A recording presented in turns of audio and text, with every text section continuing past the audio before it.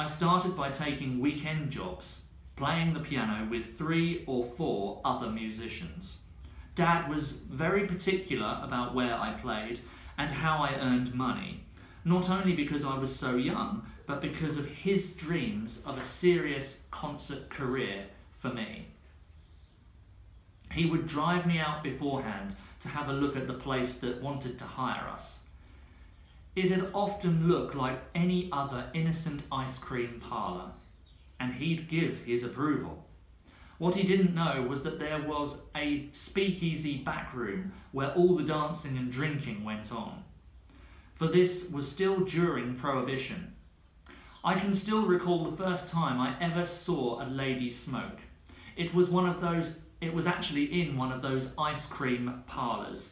I was so shocked that I stopped playing. I'd never seen anything like this before in my whole life. Soon, everybody except Dad was out there making a buck.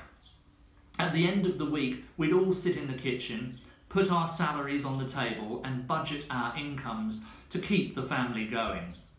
My poor father resented this because he felt he wasn't carrying his share of the load. He began to do lots of crazy little things, like hiding the alarm clock so my mother would be late for work and maybe lose her job. He didn't mean anything evil. It was just that he was such a proud man. Dad had a friend who was an agent and who'd call and ask him if he could get his son to play a private party or a club date. That could mean I'd make about $25 for just playing one night. During the 30s, people felt lucky if they could make $25 for working a whole week. As time went on, some of my gigs got pretty racy for a teenager. I'll never forget the first time I got on a bus with a bunch of girl dancers. I'd been engaged to accompany them and I was asked for their music. And I asked even for their music.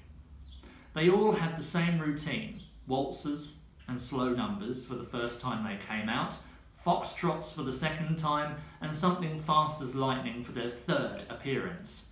This was the classic accompaniment for strippers, which was what they were. I tell you, it was an education. I often got jobs in the same clubs where my brother George was playing in the band. This made my parents feel much easier about my work, because George would be there to act as a chaperone for the baby. One memorable time we were appearing at Sam Pick's Club Madrid on the outskirts of Milwaukee. This was one of our classier jobs.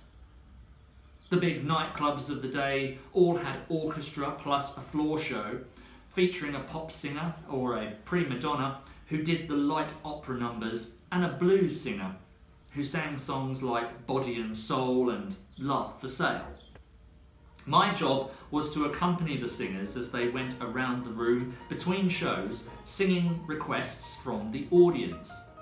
People would tip them $5 or $10 for each number, and they would split whatever they got with me.